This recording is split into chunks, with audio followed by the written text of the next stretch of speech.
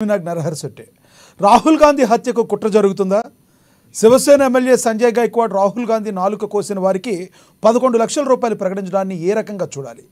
ఒకవైపు రిజర్వేషన్లు పెంచాలన్న చర్చ ఊపందుకుంటున్న ఈ తరుణంలో కాంగ్రెస్ నేత రాహుల్ గాంధీపై ఈ రకమైన వ్యాఖ్యలు చేయడం దేనికి సంకేతం?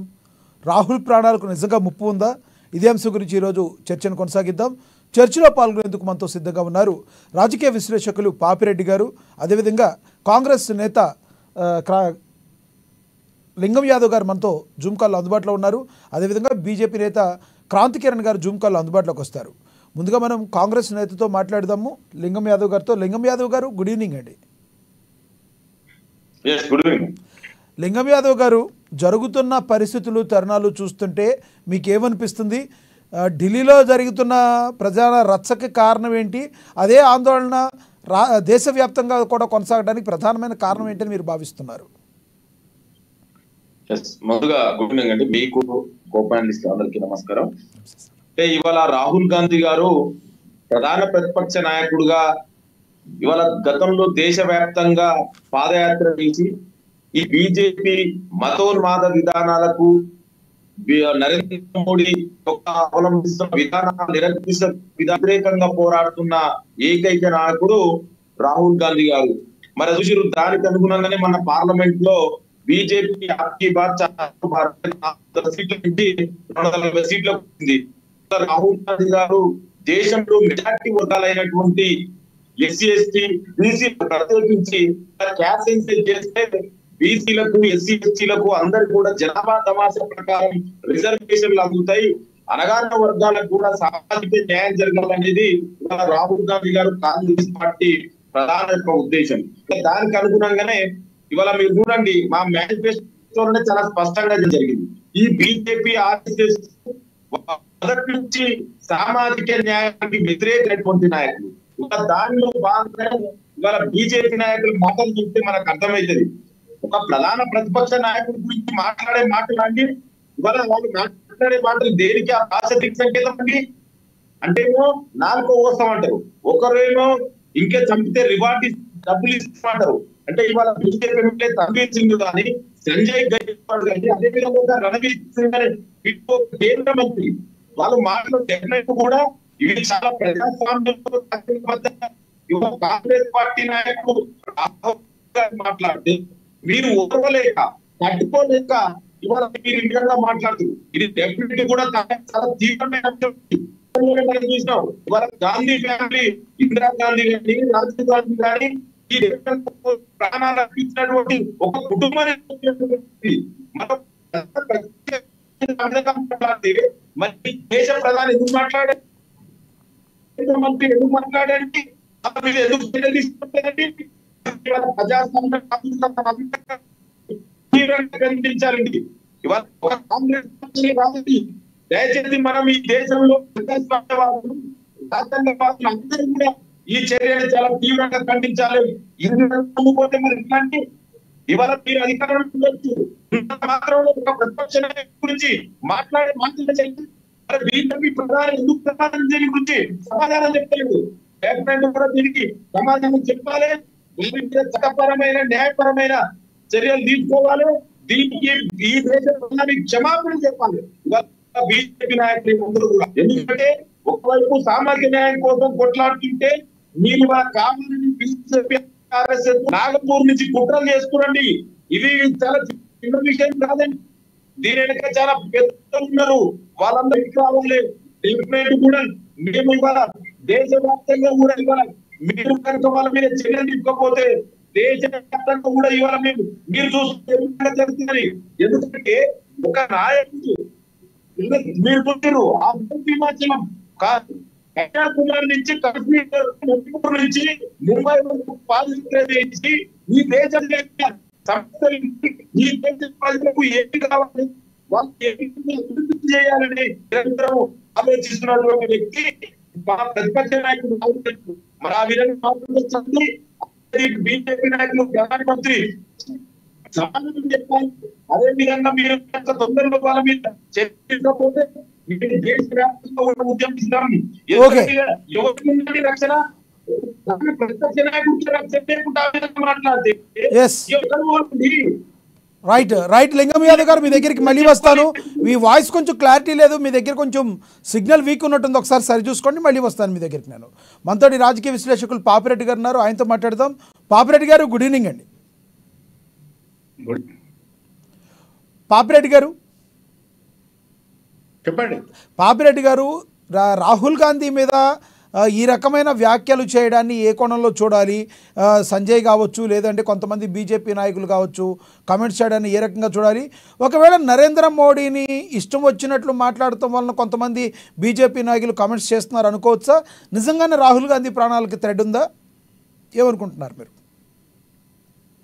ఇప్పుడు ఈ ఒకటండి, ఈ రాజకీయాలు దేశవ్యాప్తంగా ఎలక్షన్స్ అంటే ఎంపీల తర్వాత కూడా దీని వేడి తగ్గలేదు. ఇక్కడ ఎన్నికలు అయిపోయినాయి 2024లో అయిపోయిన తర్వాత కూడా ఈ ఎన్నికల వేడి వాతావరణము, ఈ తీవ్రత రాజకీయ పార్టీల మధ్య తగ్గలేదు. తగ్గపోవడానికి కారణం మళ్ళీ ఈ ఎంపీ ఎలక్షన్స్ తర్వాత ఇమీడియట్ గా 4 రాష్ట్రాలలో ఎన్నికలు ఉండడం, అందులో మహారాష్ట్ర అనేది ఒక ముఖ్యమైన దేశంలో రాష్ట్రం కాబట్టి ఆ రాష్ట్రంలో కూడా ఉండడం, జమ్మూ కాశ్మీర్లో కూడా ఉండడం, ఇవన్నిటితో ఏంటంటే రాజకీయం బాగా వేడిగా ఉన్నది.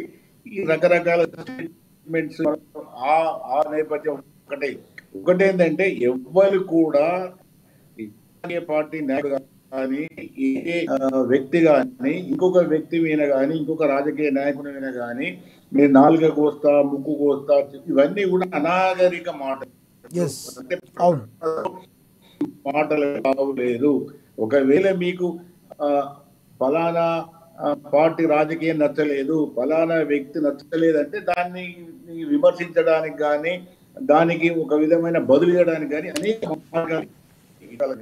నేను ఇంకో కూడా ఏంటంటే ఇది ఒక అసహనం, రాజకీయ పార్టీలు కూర్చున్న అసహనం.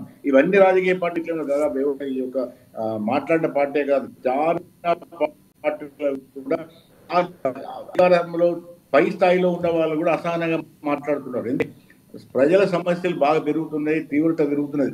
ఎందుకు కాంగ్రెస్ కు బీజేపీ మధ్య ఇంత పెద్ద యుద్ధం ఎందుకు జరుగుతుందంటే దేశ రాజకీయాలలో ప్రధాన సమస్యలు వచ్చినాయండి. 3 ప్రధాన సమస్యల్లో ఒకటి బీజేపీ ఏమో మత అంటే హిందువులను ఒకటిగా చేసి రాజకీయ అది వాళ్ళ యొక్క ఇది ప్రోగ్రామ్ లేదా వాళ్ళ యొక్క ప్రణాళిక. కాంగ్రెస్ ఏమో సామాజిక కులను కూడగట్టి అధికార కాంగ్రెస్ యొక్క ఎత్తుగడ లేదా వాళ్ళ వ్యూహం. ఈ రెండింటితో పాటుగా ఆర్థిక కారణాలు కూడా ఉన్నాయి. కాబట్టి ఆర్థిక కారణాలు కూడా అందరూ చెప్తారు, అందరూ ఉచితాలు అంటారు. ఏ పార్టీ కూడా రాజకీయ పార్టీలు కాంగ్రెస్ బీజేపీ పెడితే ప్రాంతీయ పార్టీలు కూడా ఉచితాలు ఫ్రీ అనేది ఎక్కువైపోయినాయి. అయితే ఇది ఇప్పుడు ఈ హిందూ మతతత్వంతో జరుగుతున్న రాజకీయాలు 2014 నుంచి వెళ్ళి సామాజిక న్యాయం మీద అది ఒక విధంగా పాపిరెడ్డి గారు ఇక్కడ ఒక క్వశ్చన్ అందరి మధ్యలో ఉంటుంది. ఒక హిందువు మతతత్వంతోనే బీజేపీ నిజంగా అలా చేసినట్లు అయితే మరి కాంగ్రెస్ మీద బీజేపీ చేస్తున్న ఆరోపణలో నిజముందంటారా? ఎందుకంటే మైనారిటీ వర్గాలకు మాత్రం పెద్దపీట వేస్తూ మైనారిటీల ఓటు బ్యాంకు కోసం కాంగ్రెస్ పార్టీ తహతహలాడుతుందని బీజేపీ వాళ్ళు అంటున్న మాటల్లో నిజం లేదంటారా? వాళ్ళ ఆరోపణలు నిజమే. లక్ష్మీనాగ్ మీ పేరు లక్ష్మీనారాయణ గారు. ఎస్, నాగ్. ఇక్కడ మంచి చెడ్డ అన్నది తక్కువ ఉంటుంది, రాజకీయాలు ఎక్కువ ఉంటాయి. ఇప్పుడు కాంగ్రెస్ వాళ్ళు మైనార్టీస్ ని అప్పీల్ చేస్తూనే ఇంత దూరం వచ్చింది అన్నది మిగతా వాళ్ళ యొక్క ఆరోపణ. దానిలో హిందువులలో ఎక్కువ మంది ఉన్నారు, అటువంటి వాళ్ళంతా కూడా బీజేపీ వెనుక పోవడం జరిగింది. ఇప్పుడు సామాజిక న్యాయం కావాలి, బీజేపీ వచ్చిన తర్వాత 10 సంవత్సరాల తర్వాత మొన్న ఎన్నికలలో మాకు 400 సీట్లు వస్తే మేము మొత్తం రాజ్యాంగానే మార్స్తామని కొందరు బీజేపీ నాయకులు చెప్పడంతో ఆ కింది వర్గాలంతా కూడా ఒక విధంగా మేల్కొని వాళ్ళు మొన్న జరిగిన ఎంపీ ఎలక్షన్స్ లో పెద్ద ఎత్తున కాంగ్రెస్ కానీ బీజేపీ వ్యతిరేక ఓట్లేం జరిగింది. అయితే ఈ రాజకీయాలను ఎందుకు జరుగుతున్నాయంటే ఒక్కొక్క ఒక్కొక్క విధానం ఉన్నది, బీజేపీకి ఒక విధానం ఉన్నది. అది మతాన్ని ఆధారంగా చేసుకొని హిందువులందరినీ కూడా ఒక దగ్గర చేసి, హిందువులు మెజార్టీ ఎక్కువ ఉంటుంది కాబట్టి మెజార్టీ వాదంతో వాళ్ళు ఓటు సంపాదించి రాజకీయ అధికారంలో ఉండాలి. కాంగ్రెస్ ఏమో సామాజిక న్యాయంతో ఇటు మైనార్టీ, ఇప్పుడు వాళ్ళకు లింగయ్య యాదవ్ గారు ఏమనుకున్నా కూడా మైనార్టీ అప్పీల్మెంట్ అనేది కూడా కాంగ్రెస్ చేసే బీజేపీని బతికించేది. కాంగ్రెస్ చేసిన అనేక తప్పిదాలలో ఇదొకటి. బీజేపీ ఈ పునర్జీవం పొంది బీజేపీ ఈ స్థాయికి వచ్చి బీజేపీ రాజకీయాలలో అది పెద్ద స్థానంగా ఉండడం అనేది కాంగ్రెస్ చేసిన అనేకమైన తప్పులలో అదొకటి. కాబట్టి ఇవన్నీ కూడా ఏంటంటే కాంగ్రెస్కి ఒక రాజకీయ విధానం ఉన్నది, అధికారం రావడానికి వాళ్ళు దాన్ని చూస్తారు. బీజేపీ యొక్క రాజకీయ విధానం ఉన్నది, వాళ్ళు రావడానికి చూస్తారు. కాబట్టి ఈ రెండింటి మధ్య జరిగే ఘర్షణ ఇవన్నీ ఉన్నది. రేపు ఇంకా చాలా విధాలుగా వచ్చే అవకాశం ఉంటుంది. కాబట్టి ఈ రకరకాల వాదాలు ఇవన్నీ కూడా దాని నుంచి వస్తాయి. ఎందుకంటే రేపు మహారాష్ట్రలో ఎన్నికలు ఉన్నాయి. మహారాష్ట్ర అనేది భారతదేశంలోనే ఆర్థికంగా సంపన్నమైన రాష్ట్రం. బాంబే సిటీ అనేది ఎవరి చేతులు ఉంటే మొత్తం రాజకీయాలన్నీ కూడా వాళ్ళ చేతులు. ఎందుకంటే రేపు జరగబోయే ఎన్నికలలో ఈ పార్టీ ఫండ్స్ అన్ని కూడా బాంబే ముఖ్యమైన ఆధారం. ఆ బాంబే సిటీ ఎవరి చేతులు ఉంటే మిగతా అన్ని రాజకీయ పార్టీలకు కూడా కన్నా కూడా ఏదైతే అధికారాలు ఉంటుందో దానికి ఒక ప్రయోజనం ఎక్కువ ఉంటుంది. ఎందుకంటే అక్కడ నుంచి వెళ్ళే పెట్టుబడిదారులు, బిజినెస్ అంతా కూడా బ్యాంక్స్ అన్ని కూడా అక్కడి నుంచి ఉంటాయి. కాబట్టి పెద్ద ఇతర పార్టీలకు విరాళం. కాబట్టి రేపు రాబోయే ఈ ఇంకొక నవంబర్లో ఎలక్షన్స్ ఉంటాయంటున్నారు. నవంబర్ లాస్ట్ వీక్లో ఈ మహారాష్ట్ర ఎన్నికల దృష్ట్యా కూడా ఇవన్నీ రకరకాలుగా నడుస్తున్నాయి. అంటే అటు కాంగ్రెస్ మొన్న బ్రహ్మ ఎంపీ ఎలక్షన్స్ లో అది చాలా సీట్లు సంపాదించింది మహారాష్ట్రలో. కాబట్టి బీజేపీ ఉన్న దాని అధికారాన్ని ఏదో విధంగా నిలబెట్టుకోవాలి. ఇవన్నీ కూడా ఏంటంటే దగ్గరకు వస్తున్న కొద్దీ అనేక రకాలుగా జరుగుతుంది. పాపిరెడ్డి గారు అసలు రాహుల్ గాంధీని ఒక టెర్రరిస్ట్ తో పోల్చడం అనేది అసలు ఏ రకంగా చూడాలి? కొంతమంది రాహుల్ గాంధీని ఇప్పుడు బీజేపీ నాయకులు కావచ్చు, కొంతమంది శివసేన నాయకులు కావచ్చు. ఒక విషయం అంటే సార్ లక్ష్మీనారాయణ గారు, ఎస్ సార్, ఇది ఇప్పుడు బీజేపీలో ఉన్న కొందరు నాయకులు ఎంత దూరం ఏంటంటే విషయాలు మాట్లాడితే బీజేపీకి నచ్చకపోతే వాళ్ళను దేశ వ్యతిరేకులైనో లేదా దేశ ద్రోహులైనో లేకపోతే ఇది దేశ ప్రయోజనాలు కలిగించే రాజకీయాలు చేస్తారు. రకరకాల ముద్రలు కూడా వేయడం ఈ మధ్యలో ఎక్కువ జరుగుతుంది. ఇప్పుడు వాస్తవాలు మాట్లాడినప్పుడు కూడా కొన్ని అధికార పార్టీకి నచ్చకపోవచ్చు, బీజేపీకి ఇబ్బందికరంగా ఉన్నప్పుడు. అంటే అది ఎప్పుడైతే వాళ్ళకి కొంత ఇబ్బందికరంగా ఉంటుందో దేశ సమగ్రత, దేశ రక్షణ ఇప్పుడు అవసరమే. ఎందుకంటే ఇప్పుడు ఎందుకు వాళ్ళు ఈ విధంగా అంటున్నారంటే, నేను లింగయ్య యాదవ్ గారు కూడా ఒక విషయం చెప్తాను. ఇప్పుడు జమ్మూ కాశ్మీర్లో ఎన్నికలు జరుగుతున్నాయి. ఇప్పుడు నేను మాట్లాడే ముందే చూసినా దాదాపుగా 55 నుంచి 60% 5 గంటల వరకే అయింది. ఇంకా దానికి ఓటింగ్ పర్సెంటేజ్ పెరిగేటట్టుంది. ఇంకా ఫస్ట్ టైం జమ్మూ కాశ్మీర్లో ఆ లెవెల్లో ఓట్ల శాతం పెరిగింది. అయితే ఇప్పుడు కాంగ్రెస్ నేషనల్ కాన్ఫరెన్స్ రేటు కూడా అక్కడ అలయన్స్ పెట్టుకొని పోటీ చేస్తుంది. నేషనల్ కాన్ఫరెన్స్ ఒక దాని మేనిఫెస్టోలో ఏం చేస్తుంది, నేను ఒకవేళ అధికారంలోకి వస్తే 370 ఆర్టికల్ను నేను పునఃపరిశీలిస్తే మళ్ళీ దాన్ని పెడతా అన్నది. అది కాంగ్రెస్ చెప్పలేదు, కానీ కాంగ్రెస్ పార్టీ పెట్టుకున్న అలయన్స్ ఉన్న నేషనల్ కాన్ఫరెన్స్ పార్టీ చెప్తున్నది. ఇటువంటి ఏం చేస్తుందంటే బీజేపీని బాగా తెలివిగా వాళ్ళు వాడుకుంటున్నారు. ఇగో నేషనల్ కాన్ఫరెన్స్ తోని కాంగ్రెస్ అలయన్స్ ఉన్నది, వాళ్ళు మళ్ళీ 370 ఆర్టికల్ మళ్ళీ తిరగడానికి ప్రయత్నం చేస్తారు. అంటే ఒక విధంగా పాకిస్తాన్ తోని మళ్ళీ స్నేహం చేయడానికి, టెర్రరిస్ట్ తోని స్నేహం చేయడానికి, మళ్ళీ పాత కాశ్మీర్ తెలిసి చేస్తున్నారా కాంగ్రెస్ తెలియజేస్తున్నారా కానీ ఇవి కొన్ని వీళ్ళకి సంబంధం లేకుండా కూడా ఇవన్నీ చేస్తున్నారు. అంటే ఈ హిందుత్వ పేరు మీదనో, దేశీయ భద్రత పేరు మీదనో, దేశీయ వాదంతోనో ఇవన్నీ దెబ్బలు కొడుతున్నారు. ఇవన్నీ ఇప్పటికి కూడా కాంగ్రెస్ చాలా దెబ్బలు తినుకుంటూనే వస్తున్నది. ఇప్పుడు కూడా కొంత గుణపాఠం నేర్చుకోకపోతే రాబోయే కాలంలో ఏ విధంగా ఉండాలన్న దానిలో చూస్తే ఇప్పుడు ఈ బీజేపీ ఇవాళ ఎన్నికల తర్వాత ఫస్ట్ ఫేజ్ ఒకటే స్టేట్మెంట్ ఇస్తుంది, 70% ఓట్లు పడ్డాయంటే బీజేపీ పాలసీ 370 ఆర్టికల్ను రద్దు చేయడాన్ని కాశ్మీర్ ప్రజలు మనస్ఫూర్తిగా ఒప్పుకున్నారని చెప్తారు. దానికి కాంగ్రెస్ కానీ ఎవరి దగ్గర కూడా ఈ సమాధానాలు ఉంటాయి. కాబట్టి కొన్ని విషయాలలో కాంగ్రెస్ కొద్దిగా తెలివిగా వ్యవహరించి నా ఉద్దేశం ఏంటంటే ఇక్కడ బీజేపీకి దొరకదు వాళ్ళంత ఈజీగా. బీజేపీకి వీళ్ళు కొన్ని విషయాలలో కొంత సరిగా బీజేపీ ఎక్కువగా బలపడటం కంటే కాంగ్రెస్ తీసుకునే కొన్ని నిర్ణయాల వలన బీజేపీకి బలం చేకూరుస్తున్నారంటారు మీరు. బీజేపీ కూడా బలం వస్తున్నాయి. ఇప్పుడు చెప్తున్నాయి కానీ 370 ఆర్టికల్ నేషనల్ కాన్ఫరెన్స్ వాళ్ళు రివ్యూ దీన్ని పెడతా ఉంటున్నారు. ఈ భారతదేశంలో చెప్తున్న ఒకవేళ రెఫరెండం పెడితే 95% ప్రజలు 370 ఆర్టికల్ తీసేసిన కరెక్ట్ అని వస్తుంది. ఈవెన్ జమ్మూ కాశ్మీర్లో కూడా 370 తీసేసినందుకు ఎవరు బాధపడతలేదు.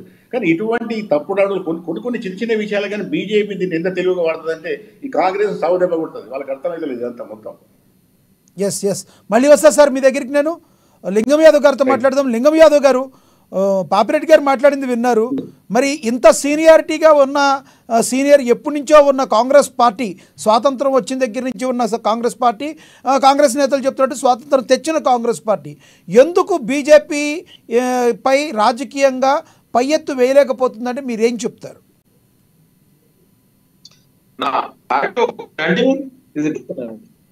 సమస్య ఇదంతా. ఎస్ లింగం యాదవ్ గారు ప్లీజ్ కంటిన్యూ. కొంచెం మీ దగ్గర డిస్టర్బెన్స్ వస్తుంది, పర్లేదు చెప్పండి.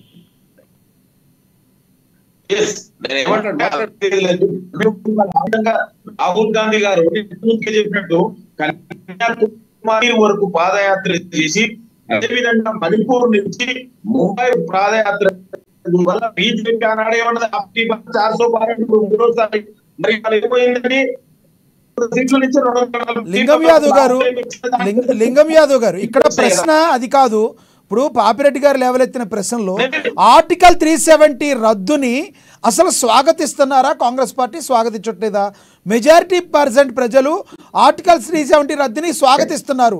దీన్ని ఎందుకు రాజకీయంగా మీరు సరిగ్గా ముందుకు వెళ్ళిపోతున్నారు? పాపిరెడ్డి గారు అడుగుతున్నారు, దానికి ఏం చెప్తారు మీరు? స్ట్రైట్ గా చెప్పండి దాన్ని. బీజేపీ మీద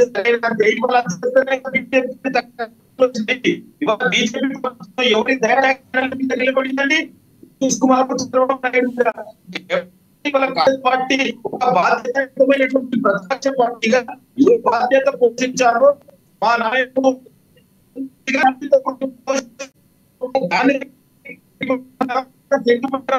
ఆల్రెడీ తీసుకెళ్ళి అయిపోయిన దాని గురించి ఇవాళ బీజేపీ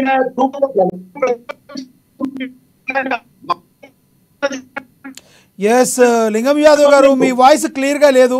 ఒక్కసారి మీరు బ్యాక్ వెళ్ళి వస్తే బెటర్ అనుకుంటా. పాపిరెడ్డి గారు కంటిన్యూ చేస్తారు. ఎస్ పాపిరెడ్డి గారు ప్లీజ్ కంటిన్యూ సార్. పాపిరెడ్డి గారు కంటిన్యూ చేయండి. లక్ష్మీనారాయణ గారు, ఎస్ సార్, నేను మాట్లాడేది కాంగ్రెస్ ను రాహుల్ గాంధీ తప్పు చేసిన లేదు. రాజకీయాలలో ఎత్తుగడలు ఉంటాయి, వ్యూహాలు ఉంటాయి. ఎప్పుడు కూడా అధికార పార్టీ ప్రతిపక్ష పార్టీ మధ్య జరుగుతున్న యుద్ధంలో ఇవి ఎత్తుగడలు వ్యూహాలు చాలా ముఖ్యమైనవి. ఇప్పుడు ప్రజాభిప్రాయం ఏమున్నది, ప్రజా నీడ ఏమున్నది, ఈ తర్వాత ప్రజలు ఏం కోరుకుంటున్నారు, ఇవి అన్నిటితో పాటుగా రాజకీయ ఎత్తుగడలు కూడా ఉంటాయి. ఈ రాజకీయ ఎత్తుగడలలో ఎక్కడన్నా ఇప్పుడు అయితే మొన్న 2024లో కాంగ్రెస్ గెలవాలి. ఎందుకంటే అంతకుముందు మన చరిత్ర మొత్తం చూస్తే అంతకుముందు వాజ్పేయి ఉన్నప్పుడు కూడా 2 సార్లు గెలిచి ఓడిపోయింది. తర్వాత మన్మోహన్ సింగ్ ప్రైమ్ మినిస్టర్ ఉన్నప్పుడు కూడా కాంగ్రెస్ 2 సార్లు గెలిచి తర్వాత మళ్ళీ ఓడిపోయింది. చాలా మటుకు మనకు చూస్తే మన కేసీఆర్ కూడా 2 సార్లు గెలిచిన తర్వాత మళ్ళీ ఓడిపోయింది. ఎక్కడ కూడా అంతకుముందు కూడా వైఎస్ఆర్ ఉన్నప్పుడు 2 టర్మ్స్ వచ్చింది, చంద్రబాబు ఉన్నప్పుడు 2 టర్మ్స్. కానీ మొన్న 3rd టైం బీజేపీ రావడంలో ఇటువంటి ఎత్తుగడలలో లోపాలు, సరిగ్గా వ్యవస్థ నిర్మాణం సరిగ్గా లేకపోవడం, మొన్న కొద్దిగా గట్టిగా చేయగలిగితే మొన్న బీజేపీ ప్రతిపక్షంగా ఉండి కాంగ్రెస్ అధికారానికి వచ్చే అవకాశం ఉండే వాళ్ళకు రాలేదు. ఎందుకంటే ఇటువంటి అంశాలలో ఇప్పుడు వాళ్ళు ఏం చేస్తున్నారు, బీజేపీకి ఒక పెద్ద అస్త్రం ఏముంటుందంటే ఎమోషన్స్. అంటే ప్రజల యొక్క భావోద్వేగాలను బాగా రెచ్చగొట్టి బాగా అది అటు దేశం అనో ఇక్కడ ఒకటి పాపిరెడ్డి గారు బీజేపీ రెచ్చగొడుతుంది అని అంటున్నారు. బీజేపీ రెచ్చగొడుతుంది అంటే కాంగ్రెస్ సైడ్ నుంచి ఎటువంటి పరిస్థితి ఉందంటారు? దాని గురించి కూడా మాట్లాడాలంటారా? అదే నేను చెప్తున్నానండి. ఇప్పుడు లక్ష్మీనారాయణ గారు, ఇప్పుడు ఇవాళ ఉదాహరణకు బంగ్లాదేశ్, ఇప్పుడు ఇవన్నీ ఎట్లా జరుగుతున్నాయంటే ఇవన్నీ కూడా ఎమోషన్స్ మీద నడుస్తాయి. ఉదాహరణకు బంగ్లాదేశ్ లో జరుగుతున్న పరిణామాలలో హిందువుల మీద పెద్ద ఎత్తున అటాక్ జరుగుతున్నాయి. దాదాపు 1 కోటి పైన ఉంటాం. అటువంటప్పుడు వీళ్ళు ఏం చేయాలి అంటే ఈ ఇన్సిడెంట్ కాగానే మన బీజేపీ కేంద్ర ప్రభుత్వం మీటింగ్ పెట్టింది. దానిలో రాహుల్ గాంధీ పోయిండు, ప్రభుత్వం తీసుకునే నిర్ణయాలు మేము ఒప్పుకుంటామని కూడా అందరూ చెప్పి రావడం జరిగింది. కానీ ఇటువంటి కొన్ని విషయాలు ఎట్లుంటుందంటే ఇది ప్రజల యొక్క మనోభావాలు సెంటిమెంట్స్ ఉంటుంది కాబట్టి కాంగ్రెస్ కూడా ఒక అడుగు ముందుకేసి, ఎందుకంటే ఇందిరాగాంధీ బంగ్లాదేశ్ ని క్రియేట్ చేసింది కాంగ్రెస్, అది కాంగ్రెస్ క్రెడిటే. అటువంటిప్పుడు కొంచెం ముందుకు పోయి ఇక్కడ జరుగుతున్న అన్యాయాలు జరుగుతున్నాయి, మేము దీన్ని ఇప్పుడు ఇక్కడ ఒకటే ఇప్పుడు మళ్ళీ కాంగ్రెస్ పదే వస్తున్న అపవాదం ఏంటంటే ముస్లిం అపీజ్మెంట్ అనేది బాగా చేస్తున్నది, ముస్లిమ్స్ కోసమే తిరుగుతున్నది, ముస్లిమ్స్ అన్నది దీన్ని నుంచెళ్ళి ఆ మాటకు వస్తే పాపం కాంగ్రెస్ కూడా ముస్లిమ్స్ పెద్ద ఎత్తున వేస్తలేరు, చాలా దిక్కుల్లో చాలా రాష్ట్రాల్లో కూడా ముస్లిమ్స్ వేరే పండుగలకు వేస్తున్నారు. కానీ అపవాదం అనేది వాళ్ళు తెలివిగా బీజేపీలు కాంగ్రెస్ మీద నెత్తి మీద రుద్ది ఇదంతా ముస్లిం మైనార్టీ అపీజ్మెంట్ ఇది జరుగుతున్నది, పక్కన బంగ్లాదేశ్ లో ఇంతమంది చచ్చిపోయినారు, ఇంతమంది హిందువుల మీద అటాక్ జరుగుతున్నది, దుర్గ పూజ చేయనిస్తలేరు, ఈ రకరకాలుగా రెచ్చగొట్టి దీనికి ఎటు మూడు గుడి పెడుతున్నారంటే ఇక్కడ మనం గమనించాల్సింది ఏంటంటే కాంగ్రెస్ కు దాని భాగస్వామ్యం లేకపోవచ్చు, కాంగ్రెస్ సంబంధం లేకపోవచ్చు, కానీ బీజేపీ ఏం చేస్తున్నదంటే కాంగ్రెస్ ను కానీ దానికి వ్యతిరేకిస్తున్న రాజకీయ పార్టీలను కానీ ఇవన్నీ కూడా హిందువులకు సపోర్ట్ చేయడం లేదు, అక్కడనే అంత జరుగుతూ సపోర్ట్ చేస్తలేదు, అక్కడ మైనార్టీస్ మీద హిందూస్ అక్కడ మైనార్టీస్ మీద అటాక్ చేస్తే వీళ్ళు ఏ పార్టీ కూడా సపోర్ట్ చేయడం లేదు. అదే ఇక్కడ ఏం జరగకుండా కూడా ముస్లిమ్స్ అంటే మైనార్టీస్ అంటున్నారు. రాహుల్ గాంధీ పోయి అమెరికాలో మైనార్టీస్ మీద మొన్న రాహుల్ గాంధీ పోయి మాట్లాడింది, అక్కడ అమెరికా పోయి మాట్లాడిందంటే మైనార్టీస్ సేఫ్ లేదని ఆయన చెప్పడం జరిగింది. అది ఆయన రాజకీయ పాయింట్ ఆఫ్ వ్యూలో కరెక్టే కావచ్చు, ఆయన ఒక విషయంలో చెప్తూ ఇక్కడ కూడా మైనార్టీస్ లో కూడా బీజేపీ గవర్నమెంట్ లో కూడా న్యాయం అంటే రక్షణ లేదంటే కొంత వాస్తవం కూడా ఉంది.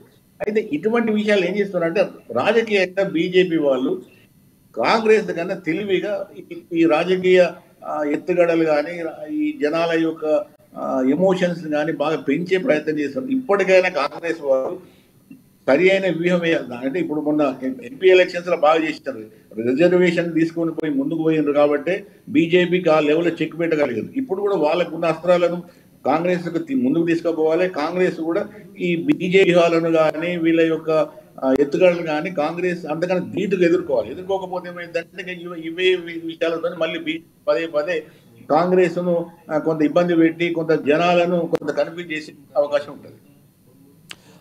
రైట్, లింగం యాదవ్ గారు. లింగం యాదవ్ ఓకే చెప్పండి,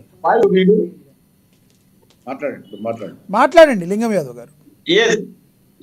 నేను అదే చెప్తున్నాండి, ఇవాళ రాహుల్ గాంధీ గారు ఏదైతే సామాజిక న్యాయం గురించి మాట్లాడుతుండో దాన్ని తట్టుకోలేక బీజేపీ ఆర్ఎస్ఎస్ చేస్తున్న కుట్రలో భాగంగానే ఇవన్నీ జరుగుతున్నాయి.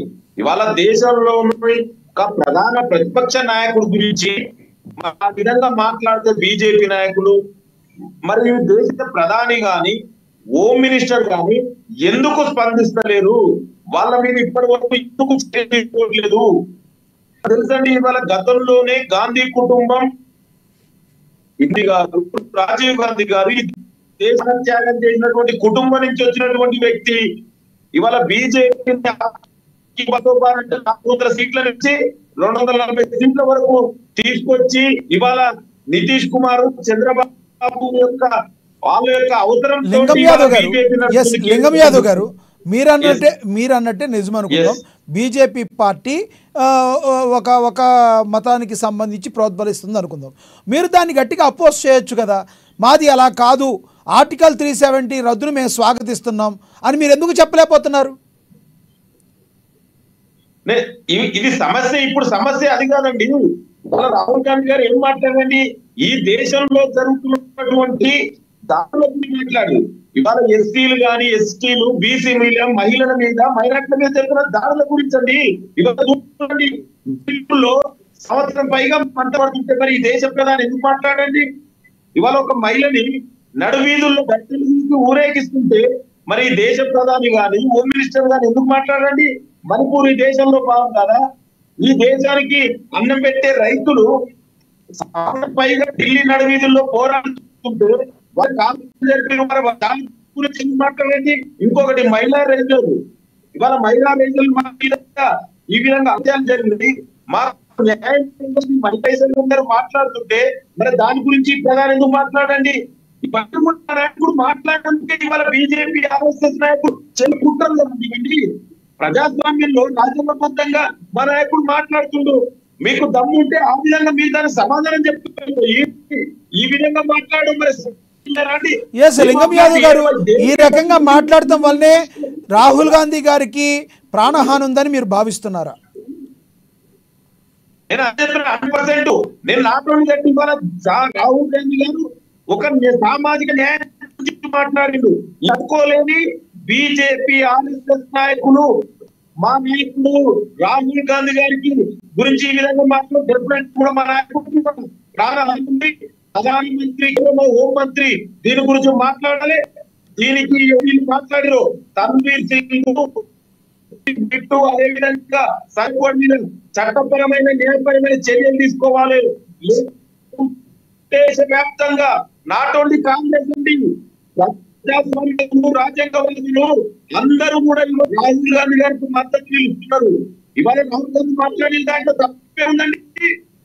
సమస్యల గురించి మాట్లాడిండు తప్ప అండి, మహిళల గురించి మాట్లాడిండు తప్ప అండి, గురించి మాట్లాడిండు, రైతుల గురించి మాట్లాడిండు, ఆదివాసీ బీసీల గురించి మాట్లాడిండు, వాళ్ళకు న్యాయం జరగాలన్నాడు. దాని గురించి మాట్లాడితే మీరు ఈ విధంగా మాట్లాడతారా? కాబట్టి బీజేపీ నాయకులారా, మీరు కనుక కేంద్రం వాళ్ళ మీద చర్యలు తీసుకోకపోతే డెఫినెట్ కూడా దేశవ్యాప్తంగా లింగం యాదవ్ గారు రానున్న జమ్మూ అండ్ కాశ్మీర్ ఎన్నికల్లో కాంగ్రెస్ పార్టీ విజయం సాధిస్తుందని మీరు భావిస్తున్నారా? డెఫినెట్ గా అండి. Not only Jammu and Kashmir, ఇవాళ హర్యానాలో కూడా మహారాష్ట్రలో కూడా మా నాయకుడు రాహుల్ గాంధీ గారు ఏదైతే నినాదం తీసుకుండో అందరికి జనాభా తమాషా ప్రకారం న్యాయం జరగలేదు. అందరికి అందాలేదు. ఇవాళ బీజేపీ ఎవరికి తోడుపెట్టుకుంది ఈ సంపదంతా అంబానీ దాని గురించి ప్రశ్నించడానికే ఇక మా నాయకుడు మాట్లాడుతూ అందుకే ఇవాళ దేశ ప్రజలందరూ మీరు చూడండి రిజల్ట్ పెట్టుకోండి. గతంలో కాంగ్రెస్ పార్టీ ఎప్పుడు కూడా ఏ కార్పొరేట్ శక్తుల్ని కూడా ఆదరించలేదంటారా? అంబానీ గానీ అదానీలు గానీ కాంగ్రెస్ పార్టీ ఎప్పుడు మెయింటైన్ చేయలేదా గతంలో? నేను అదే చెప్తున్నానండి. మేము ఎప్పుడు కూడా కాంగ్రెస్ పార్టీ ఎవరికి కూడా వ్యక్తికి దోషి పెట్టాలి. ఇవాళ మీరు చూడండి దేశ సంపద ఎవరికి చేసి పెడుతురండి. ఇవాళ చేస్తున్నారు. మేము ఏమంటున్నాం అంటే అందరికీ న్యాయం జరగాలి, సమన్యాయం సామాజిక న్యాయం జరగాలంటున్నాం. మా గురించి మాట్లాడుకుంటూ మీకు వచ్చిన బాధ ఏంటండి? బీజేపీ ఎందుకు ఇంత ఉనికిపడుతున్నారండి? మా నాయకుడు సామాజిక న్యాయం గురించి మాట్లాడితే మీరు తట్టుకోలేకపోతున్నారు. అందుకని ఇవాళ మెజార్టీ చేస్తున్నారు. ఇవాళ బీజేపీ చేసిన మోసం గురించి 10 కేంద్రంలో అందరూ చేస్తుంది. మరి క్యాబినెట్ గురించి ప్రధానమంత్రి మాట్లాడండి. ఇవాళ మరి బీసీ ప్రధాని చెప్పుకుంటుంది కదా, ఎందుకు మాట్లాడు? అందుకే కుట్ర ఉంది. ఇప్పుడు లింగం యాదవ్ గారు ఇప్పుడు ప్రధానంగా బీజేపీ పార్టీ అనేక భావోద్వేగాల్ని ఎదుటి వాళ్ళ భావోద్వేగాల మీద ఓట్లు సంపాదిస్తుందని చెప్తున్నారు పాపిరెడ్డి గారు. ఆ భావోద్వేగాల్ని మీకు అనుకూలంగా మీరు ఎందుకు మార్చుకోలేకపోతున్నారు? అంటే బీజేపీ పార్టీ హిందువుల మతతత్వ పార్టీగా ఉంటే మీరు హిందువుల యొక్క అభిమానాన్ని మీరు ఎందుకు చూరగొనలేకపోతున్నారు? అది కూడా మీరు ఆలోచించాలి కదా. ఇప్పుడు ఉదాహరణకి బంగ్లాదేశ్ ఉంది. బంగ్లాదేశ్లో హిందువులు మైనారిటీలు. మరి ఆ బంగ్లాదేశ్ అసలు విడిగా పాకిస్తాన్ నుంచి విడిపోవడానికి కారణమై వాళ్ళకి స్వేచ్ఛా స్వాతంత్రాలు రావడానికి కారణమే కాంగ్రెస్ పార్టీ, ఇందిరాగాంధీ గారు. అలాంటి దాన్ని మీకు అనుకూలంగా మీరు ఎందుకు మార్చుకోలేకపోతున్నారు? మీరు చేసే రాజకీయ తప్పిదాల వల్లే మీరు ఈ రోజున ఇలాంటి పరిస్థితుల్లో ఉన్నారని అంటున్నారు. దానికి ఏమంటారు మీరు? అలాంటిది కూడా మతం పేరు మీద రాజకీయాలు మనం అకార్డింగ్ టు ఇండియన్ కాన్స్టిట్యూషన్ మేము కాంగ్రెస్ పార్టీ ఈ దేశ రాజ్యాంగం చెప్తుంది. రాజ్యాంగం ప్రకారం ఏదైతే లౌకికం ఉందో మాట్లాడతాం. దయచేసి మత రాజకీయాలు చేయొద్దంటున్నావు. బీజేపీ వాళ్ళు వచ్చిందే మత రాజకీయాలు. బంగ్లాదేశ్ అసలు బంగ్లాదేశ్ ని క్రియేట్ చేసిందే కాంగ్రెస్ పార్టీ. ఆ రాష్ట్ర ప్రధానమంత్రి ఉన్నటువంటి ఇందిరాగాంధీ గారు. మతం మీద ఎప్పుడు లేదండి. దయచేసి వీళ్ళన్నీ కూడా ఒక రాజకీయాలు రాజకీయాలు చేస్తున్నారు తప్ప నిజంగా బీజేపీకి మతం మీద కూడా ప్రేమ లేదు. మతం పేరు మీద ఆడుకొని ఓట్లు సంపాదించాలి. వాళ్ళకి ఎవరి మీద ప్రేమ లేదు. లింగం యాదవ్ గారు అన్ని దేశాల పరిస్థితి ఎలా ఉన్నా భారతదేశం సర్వమతాల సమ్మేళనం. ఎస్, సర్వమత పాపిరెడ్డి గారు ఒక్క నిమిషం. భారతదేశం సర్వమతాల సమ్మేళనం. లింగయ్య గారు మాట్లాడండి. మీరు చెప్పేది నేను చెప్పేది లక్ష్మీనారాయణ గారు చెప్పేది ఒకటే, వేరు కాకపోతే మాటలు వేరుగా ఉంటున్నాయి కావచ్చు. విషయం ఏంటంటే ఇప్పుడు రాజకీయాలలో రాజకీయ ఎత్తుగడలు కూడా ఉంటాయి, మీకు తెలియదు కావు. రాజకీయ ఎత్తుగడలలో ఒక్కొక్కసారి రాజకీయాలు ఉంటాయి, దానికి మిగతా విషయాలు ఉండవు. కాబట్టి రాజకీయంగానే ఎదుర్కోవాలి. ఇప్పుడు నేను బంగ్లాదేశ్ ఎగ్జాంపుల్ నేను చెప్పిన, బంగ్లాదేశ్లో హిందువులు ముస్లిమ్స్ కాదు, అక్కడ మైనార్టీ మెజారిటీ. ఇప్పుడు ఇక్కడ కూడా ముస్లిమ్స్ హిందువులు కాదు, మైనార్టీ మెజారిటీ వాళ్ళు మైనార్టీస్ మీద దాడులు చేయడం చేసినప్పుడు కాంగ్రెస్ పార్టీ మైనార్టీస్ రక్షించని అంటున్నది. అది కరెక్ట్ స్టేట్మెంట్. అట్లాగే బంగ్లాదేశ్ లో కూడా హిందువులు మైనార్టీ, హిందువులు ముస్లిమ్స్ కాదు, అక్కడ మెజారిటీ ప్రజలు మైనార్టీ ప్రజల మీద పెద్ద దాడులు చేస్తున్నారు. అది మన పక్క దేశం. అయితే ఇక్కడ హిందూ ముస్లిం సమస్య కూడా ఉన్నది. ఎందుకు నేను చెప్తున్నానంటే మాకు సంబంధం లేదు, మేము మాట్లాడుతున్నామంటే దీంతోనే వాడు బీజేపీ కూడా 4 అడుగులు ముందు చేసి ఉంటున్నాడు. ఒకటేంటంటే అక్కడ మీరు హిందువులు అనుకోండి, మైనార్టీస్ మీద అన్యాయం జరుగుతున్నది, మైనార్టీస్ మీద అక్కడ హిందూ మైనార్టీస్ మీద అన్యాయం జరుగుతున్నది. మేము ఇంత మా వేల మంది మా మిలిటరీ వాళ్ళు చనిపోయారు, మేము అనేక ఇబ్బందులు బంగ్లాదేశ్ ఇచ్చినాం, మీరు ఈ విధంగా చేయరు. మాట్లాడడానికి ఏమవుతుంది? బీజేపీని కౌంటర్ చేయాలి, రాజకీయం కౌంటర్ చేయాలంటే దేనికంటారు భయం కాంగ్రెస్ పార్టీకి? కాంగ్రెస్ పార్టీ ఆ మాట చెప్పడానికి ఎందుకు భయపడుతుంది అంటారు?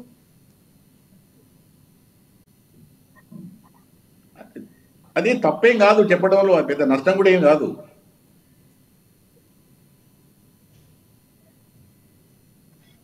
ఎస్ చెప్పండి ప్లీజ్ కంటిన్యూ. నేను చెప్పాను లక్ష్మీనారాయణ లింగయ్య యాదవ్ గారు మీరే మాట్లాడండి. లింగం యాదవ్ గారు మాట్లాడండి. నేను అనుకుంటున్నానండి, డెఫినెట్ కూడా కాంగ్రెస్ పార్టీ ఎప్పుడు కొంతమంది విషపూరిత రాజకీయాలు చేయలేరు. వాళ్ళ కాంగ్రెస్ పార్టీ నడుచుకుంటుంది. బీజేపీ నాయకులు కావాలని ఈ మతం పేరు మీద ఇట్లాంటి దేశ ప్రజలు రియలండి. అందుకే మీరు చూడండి, 400 సీట్లు అన్నారు, లాస్ట్ టైం వచ్చిన 300 సీట్లు కూడా కాకుండా ఇవాళ 240 సీట్లు తీసుకొచ్చారు. ఇక్కడ మీరు ఒక లాజిక్ మర్చిపోతున్నారు లింగం యాదవ్ గారు ఒక లాజిక్ మర్చిపోతున్నారు. ఎవరైనా టార్గెట్ ఎక్కువగా పెట్టుకుంటే మినిమం పాస్ అవుట్ అయినా అవకాశం ఉంది. ఆ పాస్ అవటం కూడా మీరు పాస్ అవ్వలేదు, పక్కన వాళ్ళు పాస్ అయ్యారు. మీరు 400 తెచ్చుకుంటా అనుకున్నారు, మీరు 35 మార్కులే తెచ్చుకున్నారంటే ఎట్లా? మీరు ఆ 35 కూడా తెచ్చుకోలేకపోయారు కదా. మీరు ఆ లాజిక్ మిస్ అవుతున్నారు. మీరు ఒకటి ఆలోచించాలండి, ఇవాళ దేశంలో గత రాజ్యాంగ వ్యవస్థలన్నీ కూడా ఎలక్షన్ కమిషన్ ఎవరు పనిచేస్తామని తెలుసు, ఈడీ సిబిఐ ఐటీలు ఎవరి మీద ప్రయత్నిస్తారో తెలుసు. మీరు కూడా మీరు చూస్తున్నారు. ఈ విధంగా బ్లాక్ మెయిల్ కుట్రలు చేసి ఈడీని ఎలక్షన్ కమిషన్ చెప్పు చేతుల్లో పెట్టుకొని రాజ్యాంగ స్వతంత్రంగా ఉండవలసినటువంటి కమిషన్ కూడా ఇప్పుడు వాళ్ళకి అనుకూలంగా మార్చుకున్నారు కదా. నిష్పక్షపాతంగా ఎలక్షన్ జరుగుతున్నది. ఇవాళ పెద్ద కదా ఏ ఎలక్షన్ కమిషన్ చేస్తున్నారు. అందుకే ఈ విధంగా మాట్లాడుతున్నా ప్రధానమంత్రి ఏం చేయాలంటున్నారు.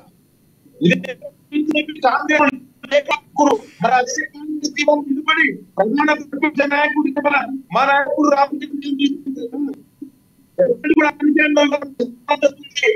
మన తెలంగాణ కూడా లింగం యాదవ్ గారు ప్రధానంగా రాహుల్ గాంధీ ఇలా టార్గెట్ చేయడానికి కారణం, రాహుల్ గాంధీ దేశానికి వ్యతిరేకంగా నినాదాలు చేస్తున్నారు, దేశానికి వ్యతిరేకంగా కామెంట్స్ చేస్తున్నారు అని చెప్పి ప్రధానంగా ఆరోపిస్తున్న ఆరోపణ. దీన్ని ఏమంటారు మీరు? అంటే వరల్డ్లో వేరే దేశాలకు వెళ్ళి కూడా భారతదేశానికి వ్యతిరేకంగా నినాదాలు చేస్తున్నారు, భారతదేశానికి వ్యతిరేకంగా పనిచేస్తున్నారు ప్రధాన ఆరోపణ. నేను అదే చెప్తున్నా లక్ష్మయ్య గారు, ఈ బీజేపీ నాయకులు రాహుల్ గాంధీ గారిని మాట్లాడే మాటలు దేశం కోసం, దేశంలో నిజ అన్యాయం ఎవరైతే ఈ దళిత బలుసల బలహీన వర్గాలకు న్యాయం జరగాలి, అందరికి కూడా సామాజిక న్యాయం సమన్యాయం జరగాలంటుండ్రు. ఇవాళ 10 ఏళ్ళు బీజేపీ అనుభవించింది, ఇప్పుడు 3వసారి ఉంది. మరి దేశ ప్రజలకు ఏం చేసిందో ఎప్పుడైనా చెప్పిరండి? ఎన్ని ఉద్యోగాలు ఇచ్చినా చెప్పిరా? ఎంతమందికి న్యాయం జరిగిందో చెప్పిరా?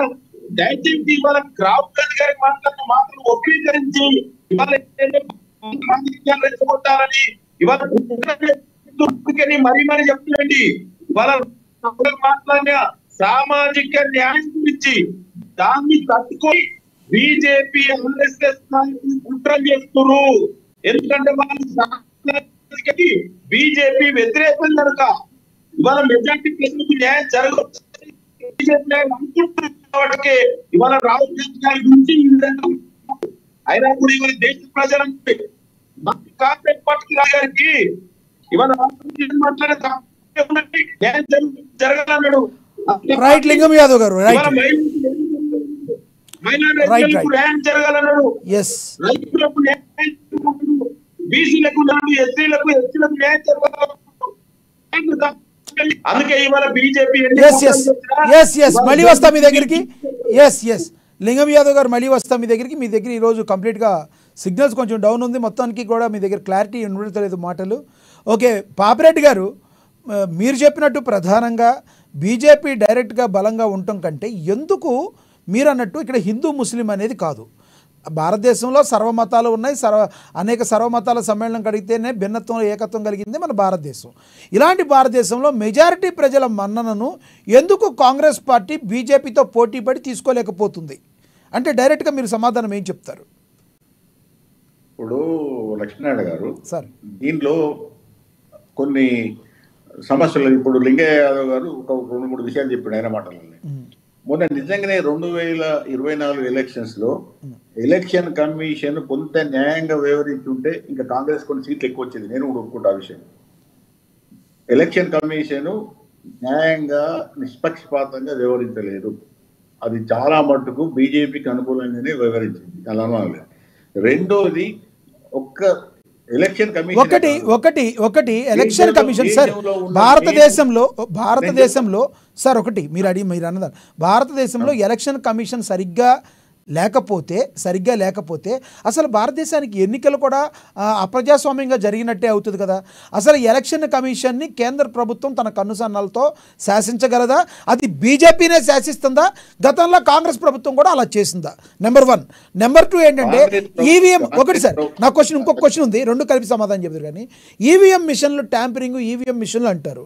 అసలు ఈవీఎం మిషన్లు ప్రవేశపెట్టిన టైంకి ఈవీఎం మిషన్లు కరెక్టు, ఈవీఎం మిషన్లు తప్పు పడటానికి లేదని చెప్పి అప్పుల్లో గతంలో కాంగ్రెస్ పార్టీ బలంగా వాదించనమాట. అంటే మీరు అన్నట్టు గతంలో ఒకసారి మీరు డిబేట్లో చెప్పారు, ఓడిపోతేనేమో ఏ పార్టీ అయినా ఒకలాగా మాట్లాడుతుంది, గెలిస్తేనేమో ఒకలాగా మాట్లాడుతుంది. ఏమంటారు మీరు? ఇప్పుడు లక్ష్మీనారాయణ గారు నేనే చెప్తాను, నేను ఒక 2 నిమిషాలు మాట్లాడండి. ఇప్పుడు ఎలక్షన్ కమిషన్ నిష్పక్షపాతంగా వ్యవహరించలేదంటే అక్కడ ఈ ఈవీఎంలలో ట్యాంపరింగ్స్ అంత పెద్ద ఎత్తున పోలేదు, కానీ డేట్స్ ఇవ్వడము, అనేక రకాలుగా అధికార పార్టీకి విలుసుబాటు ఇచ్చి ప్రతిపక్షాలను అనేక విధాలుగా ఇబ్బందులు పెట్టడం, ఇవన్నీ కూడా ఎలక్షన్ కమిషన్ చేసింది. ఎలక్షన్ కమిషన్ అట్లా చేయకుండా ఉండాల్సింది, కానీ ఎలక్షన్ కమిషన్ కొన్ని చర్యల వలన అపోజిషన్ పార్టీస్ కాంగ్రెస్ కూడా కొంత ఇబ్బంది నష్టం జరిగింది. అది అంతవరకే, కానీ ఈవీఎంల ట్యాంపరింగ్ ఏం జరగలేదు. రెండోది మీ లక్ష్మీనారాయణ గారు రెండో విషయం కూడా నేను చెప్తా. ఒక్క ఎలక్షన్ కమిషనే కాదండి, మొన్న జరిగిన ఎలక్షన్లు మేము బాగా ఫాలో అయినాం. 2024 ఎంపీ ఎలక్షన్లలో మెయిన్ మీడియా కూడా పెద్ద ఎత్తున బీజేపీ సపోర్ట్ చేసింది, కానీ మెయిన్ మీడియా పెద్దగా కాంగ్రెస్ ను సపోర్ట్ చేయలేదు. ఎందుకంటారు? ఎలక్షన్ కమిషన్ కొంతవరకు ఇంపార్షియల్ గా లేదు. తర్వాత మూడోది పెట్టుబడిదారులు కూడా పెద్ద ఎత్తున బీజేపీ పైసలు ఇచ్చారు, కానీ కాంగ్రెస్ కి ఇవ్వలేదు. ఇవన్నీ కూడా నేను ఎందుకు అంటున్నానంటే కాంగ్రెస్ పార్టీ సుదీర్ఘంగా పరిపాలించింది. ఎలక్షన్ కమిషన్ ప్రాముఖ్యత మీకు తెలుసు, మీడియా ప్రాముఖ్యత మీకు తెలుసు, పెట్టుబడిదారులు, పార్టీ డొనేషన్స్, ఎలక్షన్ డొనేషన్స్ యొక్క ప్రాముఖ్యత కూడా తెలుసు. ఇవాళ ఎలక్షన్ డొనేషన్స్ లేకపోతే ఏ పార్టీ కూడా ఎలక్షన్ నిలబడదు. అటువంటప్పుడు మీరు ఈ రాజకీయ ఎత్తుగడల దృష్ట్యా కానీ, ఆర్గనైజేషన్ దృష్ట్యా కానీ 10 సంవత్సరాలు మీరు అపోజిషన్ నుండి 2014 నుంచి 2024 వరకు అపోజిషన్లో ఉన్నారు. ఇప్పుడు మళ్ళీ 5 ఏళ్ళు అపోజిషన్లో ఉంటున్నారు. మీరు ఎందుకు ఇవన్నీ కూడా సవరించుకొని అసలు నా ఉద్దేశం అయితే 2024లో బీజేపీ ఓడిపోయి కాంగ్రెస్ అధికారంలో రాలేకపోయారంటే అది మీకు సంస్థాగతంగా మీకు కొన్ని ఇబ్బందులు ఉన్నాయా, లేకపోతే లోపాలు ఉన్నాయా, మీరు అనుకున్నంత లెవెల్లో చేయలేకపోయినా అన్నది మీరు విమర్శించుకోవాలి, మీరు చేసుకోవాలి. ఇక మీరు ఈవీఎంలు అంటున్నారు కదా, నేను ఇప్పటికి కూడా చెప్తాను, ఈవీఎంలలో ఇంతవరకు కూడా ఎన్ని వాదనలు వినిపించినప్పటికీ కూడా ఈవీఎం ట్యాంపరింగ్ జరిగిందని ఎవ్వరు కూడా 100% ప్రూవ్ చేయలేదు. ఒకవేళ అట్లా ట్యాంపరింగ్ జరిగితే మొన్న బీజేపీ కూడా పెద్ద ఎత్తున 240 సీట్లు కాదు, అది 400 సీట్లు వచ్చేది. అది కాదు, అది ట్యాంపరింగ్ జరగలేదు, ట్యాంపరింగ్ జరిగే అవకాశాలు లేవు. కానీ ఎలక్షన్ కమిషన్ ట్యాంపరింగ్ అదే ఒకటే కాదు, ఎలక్షన్ కమిషన్ అనేక విధాల వలన అధికార పార్టీకి కొంత ప్రయోజనం చేసింది, మనకు అనుకూలంగా వివరించింది, ప్రతిపక్షాలకు కాంగ్రెస్ పార్టీకి వ్యతిరేకంగా వివరించింది కాబట్టి కొంత నష్టమైంది వాళ్ళకి. అయితే ఇక్కడ నేను చెప్పే పాయింట్ ఏంటంటే, లింగయ్య గారు మీ పాయింట్ నా పాయింట్ వేరు కాదు. నేను చెప్పేది ఏంటంటే, ఇన్ని జరుగుతున్నప్పుడు దీనికి ధీటుగా ఇది ఏమంటారంటే, ఈ కథకు మళ్ళీ ఒక మన కథ చెప్పాలి. బీజేపీ వాళ్ళంతా కథలు చెప్తున్నారు, ఆ కథలు జనాలు నమ్మేటట్టు చెప్తున్నారు. మనం కూడా మన కథలు కూడా నమ్మేటట్టు చెప్పాలి. సామాజిక న్యాయం చాలా ముఖ్యమైనది. పెద్ద ఎత్తున విస్తృతంగా ఇక్కడ ప్రధానంగా ఒకటి ఉంది పాపిరెడ్డి గారు. ఎస్ పాపిరెడ్డి గారు, ఇప్పుడు మీరు చెప్పే దానిలో ప్రధానంగా ఒకటి ఉంది. అక్కడ బీజేపీ ఏమో మాకు ఇంకొక దాంతో సంబంధం లేదు, డైరెక్ట్గా మీ ఓట్లు మాకు కావాలి కానీ వేరే ఒక ఓట్లతో మాకు సంబంధం లేదని వాళ్ళు డైరెక్ట్గా చెప్తున్నారు. ఇక్కడేమో కర్ర వెరగకుండా పావు సావకుండా మాట్లాడాల్సిన పరిస్థితి కాంగ్రెస్ పార్టీది. అందువల్ల కాంగ్రెస్ పార్టీ లాస్ పోతుంది అనుకోవచ్చా, ఒక సైడ్ స్టాండ్ తీసుకోకపోవడం వలన? ఒక్క సైడ్ స్టాండ్ తీసుకోకపోవడం అనేది ఒకటేందంటే, ఇక్కడ సమస్యలు ఏంటంటే, ఇప్పుడు కాంగ్రెస్ ఎక్కడో ఒక చిన్న తప్పటడుగు వేస్తే దాన్ని 10 పెంచేసి చాలా తీవ్రంగా దాని ఒక అద్భుత కల్పనగా క్రియేట్ చేసి, అది ఇప్పుడు ఇది రాహుల్ గాంధీ యాంటీ నేషనల్, రాహుల్ గాంధీ మన సంక్షేమానికి వ్యతిరేకంగా పనిచేస్తున్నాడు, దేశ రక్షణకు వ్యతిరేకంగా పనిచేస్తున్నాడు, లేకపోతే చైనాలో జిన్పింగ్తో సంబంధాలు ఉన్నాయి, పాకిస్తాన్లో షాబాద్తో సంబంధాలు ఉన్నాయి, అమెరికాకు పోయి యాంటీ వాళ్ళతో ఇవన్నీ నేరేటివ్స్ వచ్చినప్పుడు ఈ నేరేటివ్స్కు దీటుగా కాంగ్రెస్ పార్టీ కూడా స్పందించాలని చెప్పాలి. ఎవరికి చెప్పాలి? జనాలకు చెప్పాలి, వేరే వాళ్ళకి కాదు. జనాలకు బీజేపీకి ఈ విధంగా ప్రచారం చేస్తున్నది ఇందులో వాస్తవాలు లేవు, కేవలం వాళ్ళు రాజకీయ పబ్బం కోసం, రాజకీయ మనుగడ కోసం, రాజకీయ లాభాపేక్ష కోసం ఇవన్నీ చేస్తున్నారు. అయితే ఇప్పుడు ఒకటే కథ పోతుంది, రెండో కథ సరిగ్గా పోకపోతే ఏమైతుంది, జనాలలో ఏముంటుంది, ఆ కథే కరెక్ట్ అనుకుంటారు. ఇప్పుడు జరుగుతున్న అంశాలు అవి. ఇప్పుడు కాంగ్రెస్ కొంత ధీటుగా దాన్ని ఎదుర్కొని ఇక్కడ ఒకటి పాపిరెడ్డి గారు మీరు చెప్పిన దాన్ని నేను సగం పైన ఏకీభవిస్తా. ఒకటి ఏంటంటే, ఇప్పుడు మీరు ఇందాక చెప్పారు, ఒకటి ఆర్టికల్ 370 రద్దు. ఆర్టికల్ 370 రద్దు. ఇప్పుడు మనం ఇండియన్స్ అందరం కూడా భావోద్వేగాలతోనే ఉంటాం. ఎక్కడో మన రాష్ట్రంలో జరిగితేనే కదా, పక్క రాష్ట్రంలో జరిగితే మనకెందుకు అనుకోరు ఎవరు కూడా.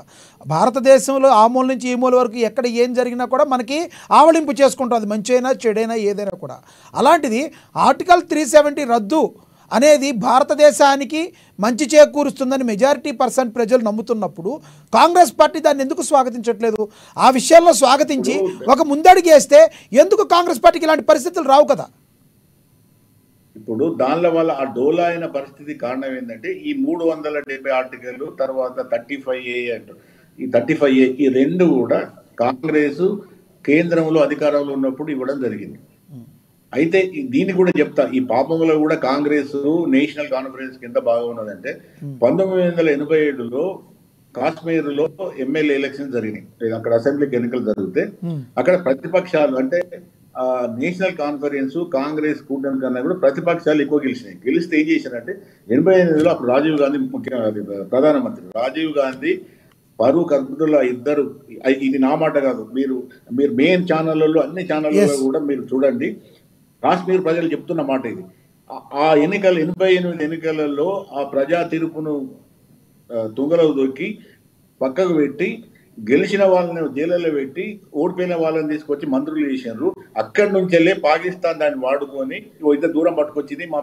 వాళ్ళు చెప్తున్నారు, తల్లి మా పిల్లలందరూ చనిపోయినారు, ఇదే ఫరూక్ అబ్దుల్లా కొడుకులు లండన్లో చదువుకున్నారు, ముక్తి మహమ్మద్ బిడ్డ పోయి అక్కడ చదువుకున్నది, మా పిల్లలు చనిపోయినారు, మాకు జరిగింది. ఇదంతా కూడా నష్టం. అప్పుడు కాంగ్రెస్, ఎన్సీపీ చేసిన కుట్ర వల్లే జరిగింది. అంటే కొన్ని తప్పులు చేశారు కాబట్టి వీళ్ళు చదువుకోవడం కూడా కాంగ్రెస్ ఇబ్బంది అవుతున్నది. రాహుల్ గాంధీకి సంబంధం లేకపోవచ్చు, లేదే ఒక కాంగ్రెస్ పార్టీకి వచ్చిన హిస్టారికల్ లీగల్ సెంటర్ అంటే ఒక వంశపార్యం, ఒక సంస్థాగతంగా లేకపోతే చారిత్రక పరంగా వచ్చిన అంశాలు. కాబట్టి ఇప్పుడు కాశ్మీర్లో జరిగిన చాలా తప్పిదాలలో కాంగ్రెస్ కేంద్ర ప్రభుత్వం యొక్క భాగం ఉన్నది. అది సరిగ్గా చేయలేదు కాబట్టి ఇప్పుడు దానికి తెలివిగా బీజేపీ వాడుకొని ఆ 370 ఆర్టికల్ని రద్దు చేసి ఇప్పుడు ఇవాళ ఒకటే చెప్తున్నా లక్ష్మీనారాయణ గారు, ఇప్పుడు చెప్తున్నా ఇంకా కాలేదు, ఎలక్షన్స్ అయ్యి 5 గంటలకు అయిపోయిన తర్వాత ఫుల్ పర్సెంటేజ్ వస్తుంది. ఒకవేళ 70% ఫుల్ పర్సెంటేజ్ అయితే ఎవరైనా గెలవని, అక్కడ కాంగ్రెస్ గెలవని, ముక్తి మహమూద్ పార్టీ గెలవని, లేకపోతే బీజేపీ గెలవని. కానీ అల్టిమేట్ గా గెలిచేది ఏంటంటే బీజేపీ గెలుస్తుంది. ఎందుకు బీజేపీ గెలుస్తుంది అంటే మేము ఆర్టికల్ 370 రద్దు చేసిన తర్వాత కాశ్మీర్ ప్రజలు స్వచ్ఛందంగా విదేశీయుల కుట్రలను ఇక్కడ రకరకాల ఈ కాంగ్రెస్ పార్టీ అటువంటి ఈ కుహానా సెక్యులర్ పార్టీల అన్ని ఎత్తుగడలను తిప్పికొట్టి కాశ్మీర్ ప్రజలు పెద్ద ఎత్తున ఓటింగ్ లో పాల్గొన్నారు, మేము చేసింది సరైన చర్య అని వాళ్ళు రేపటి నుంచి మొదలు పెడతారు. అది ఒకవేళ బీజేపీ కాశ్మీర్ ఓడిపోయినా కూడా అది ఓడిపోయి గెలిచినట్టు అవుతుంది, కాంగ్రెస్ గెలిస్తే గెలిచి ఓడిపోయినట్టు అవుతుంది. ఇవన్నీ కూడా ఏమంటారంటే ఇంగ్లీష్ లో లక్ష్మీనారాయణ గారు నేరేటివ్స్ అంటారు. నేరేటివ్స్ అంటే నువ్వు ఎట్లా చెప్తున్నావు ప్రజలకు, ఏ విధంగా చెప్తున్నావు, అది పోకపోతే మనం నిజంగా మనం నిజాయితీగా ఉన్నప్పటికీ కూడా ప్రయోజనం ఉండదు. కాంగ్రెస్ విషయంలో అదే జరుగుతున్నది. బీజేపీ కన్నా కాంగ్రెస్ ఏం తప్పు చేయలేదు, లేకపోతే బీజేపీ గొప్పదని కాదు. వాళ్ళు చెప్పే కథలు జనాలకు రీచ్ అవుతున్నాయి, వీళ్ళు దానికి ప్రత్యామ్నాయంగా ఆ లెవెల్లో తిప్పుకొట్టలేకపోతున్నారు. అందుకోసమే నార్త్ ఇండియాలో ఇప్పటికి కూడా కాంగ్రెస్ రివైవ్ కావడానికి అనేక ఇబ్బందులు పడుతున్నాయి. మొన్న యూపీలో, మొన్న హర్యానాలో కొంత వచ్చింది, బహుశా రేపు ఇవాళ హిందువుల రిపోర్ట్ వచ్చింది. రూరల్ ఏరియాలలో, సెమీ రూరల్ ఏరియాలలో కాంగ్రెస్ బాగున్నది. సీట్లు కూడా ఎమ్మెల్యే సీట్లు ఎక్కువ హర్యానాలో రూరల్ ఏరియాలో ఉన్నాయి. కాబట్టి నా ఉద్దేశంలో రేపు కాంగ్రెస్ గెలిచే అవకాశాలు ఉన్నాయి హర్యానాలో. అటువంటి కొంత రివైవ్ చేసుకోగలిగితే బాగానే ఉంటుంది. నేను కాంగ్రెస్ రివైవ్ కావాలని కోరుకుంటాను, అర్థాన్ని కాదు. కానీ ఇవి కొన్ని ఇంట్లో వాళ్ళు వెనుకబడిపోతున్నారు కాబట్టి కాంగ్రెస్ వాళ్ళు మెల్లెన్ అంటే బుద్ధ తల్లి బదనాం చేసే అవకాశాలు ఎక్కువ ఉంటాయి. రైట్ లింగం యాదవ్ గారు కంక్లూడ్ చేయండి. ఇవాళ బీజేపీ నాయకులు చూస్తున్నటువంటి మాటలు ఉన్నాయో అవి మన అందరం కూడా వాళ్ళ ప్రజాస్వామ్యవాదులు, ఒక రాజ్యాంగవాదులుగా మన అందరం కూడా దాన్ని తీవ్రంగా ఖండించవలసిన అవసరం ఎంతైనా ఉంది. ఎందుకంటే ఈ దేశంలోని ఒక ప్రధాన ప్రతిపక్ష నాయకుడి గురించి ఆ విధంగా మాట్లాడి మరి ప్రధానమంత్రి మోడీ గాని, అదే విధంగా ఇవాళ కేంద్ర హోమ్ మినిస్టర్ గాని ఎందుకు మాట్లాడతలేరు, ఎందుకు వాళ్ళ మీద ఇవాళ చర్యలు తీసుకుంటలేరు?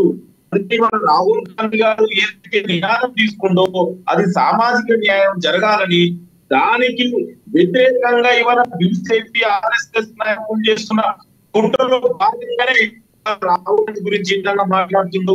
అందుకే ఇవాళ రాహుల్ గాంధీ గారి డెఫినెట్ కూడా తన భద్రతకు ఇవాళ ఉంది. ఇవాళ కాంగ్రెస్ పార్టీగా ఇవాళ మేము డెఫినెట్ దేశవ్యాప్తంగా ఈ విధంగా వాళ్ళ విధంగా చర్యలు తీసుకోకపోతే దేశవ్యాప్తంగా కూడా మా ఉద్యమాన్ని ఉధృతం చేస్తాం.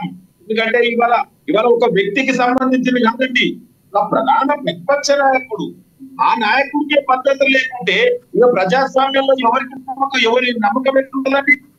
ఇవాళ అందుకే నేను మరొకసారి ఇవాళ ప్రధానమంత్రికి విజ్ఞప్తి చేయాలా, ఇవాళ ఈ విధంగా మాట్లాడే బీజేపీ నాయకుల మీద మీరు చర్యలు తీసుకోవాలి, తొందరలోనే అరెస్ట్ చేసి జైలుకి పంపించాలి. లేకుంటే ఇవాళ కాంగ్రెస్ పార్టీ దేశవ్యాప్తంగా ఇవన్నీ కూడా ఉద్యమాన్ని ఉధృతం చేస్తాం.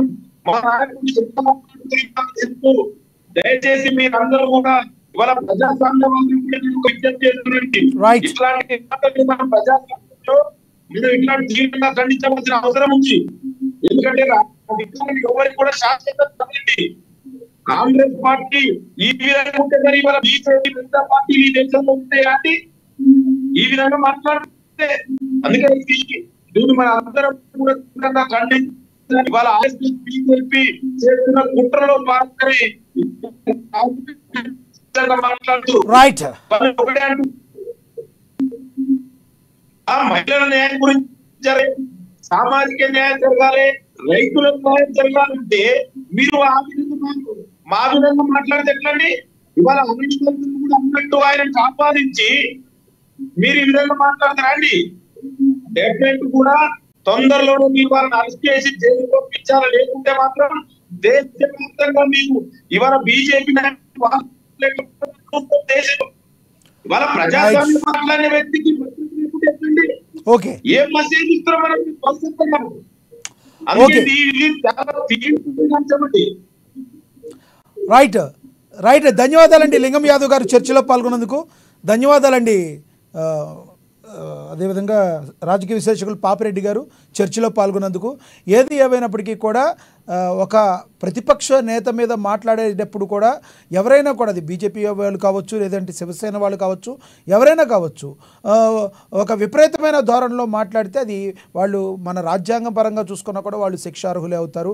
అది రాహుల్ గాంధీ గారు మాట్లాడినా, లేదంటే ఎవరు మాట్లాడినప్పుడు కూడా తప్పే అవుతుంది ఎవరిని మాట్లాడినా. కానీ రాహుల్ గాంధీ లాంటి వ్యక్తిని నేతని పట్టుకుని ఈ రకంగా ఒక ఉగ్రవాదాన్ని మాట్లాడటం కూడా మరి ప్రజలందరూ కూడా ఆహ్వానించలేరు ఇలాంటి విషయాల్ని. మరి దాని అందరూ కూడా మరి ఒకసారి బీజేపీ అదేవిధంగా శివసేన వారు కూడా సరిచూసుకోవాల్సిన పరిస్థితి. అదేవిధంగా మన దేశానికి ప్రాతినిధ్యం వహించేటప్పుడు ఎక్కడన్నా బయటికి వెళ్ళి వేరే దేశాల్లో మాట్లాడేటప్పుడు రాజకీయాలన్నీ పక్కన పెట్టి మన దేశ ఔన్నత్యాన్ని గురించి మాట్లాడాలి తప్పితే మన దేశ యొక్క కీర్తి ప్రతిష్టలు దెబ్బతినేలా ఏ నేత కూడా మాట్లాడకూడదు. ఆ రాహుల్ గాంధీ మాట్లాడినా, లేదంటే ప్రధాని మోడీ మాట్లాడినా, వేరే దేశం వెళ్ళినప్పుడు మాట్లాడినప్పుడు మేమందరం ఒక్కటే, మేమందరం సమైక్యంగా ఉన్నాం మాట్లాడితేనే ఆ రోజున మన దేశానికి దేశ ప్రజలకి కూడా గౌరవం అనేది ఉంటుంది. అలా కాకుండా మన దగ్గర ఉన్న లోపల ఉన్న ఈ అనైకమత్యాన్ని బయట దేశాల ముందు కాళ్ళ ముందు పెడితే అది తీవ్ర పరిణామాలు మన భారతదేశం ఎదుర్కోవాల్సిన పరిస్థితి. దేశంలో ఉన్న అంతర్గత రాజకీయాల కోసం భారతదేశ శాంతి భద్రతను కానీ భారతదేశాన్ని కానీ ఆ రకంగా చేయడం కూడా ఎటువంటి పరిస్థితుల్లో స్వాగతించదగ్గ విషయం కాదు. ఇక రానున్న రోజుల్లో జరిగే ఎలక్షన్ స్టంట్స్లో భాగంగానే ఈ రకంగా జరుగుతుందా, లేదు అంటే నిజంగానే ఈ రకంగా రాహుల్ గాంధీని టార్గెట్ చేస్తున్నారా, మరి ఏంటి అనేది మరికొన్ని రోజుల్లో మనకు తెలుస్తుంది. మరి చూస్తూనే ఉండండి అమ్మ న్యూస్, నిజం కోసం జనం కోసం.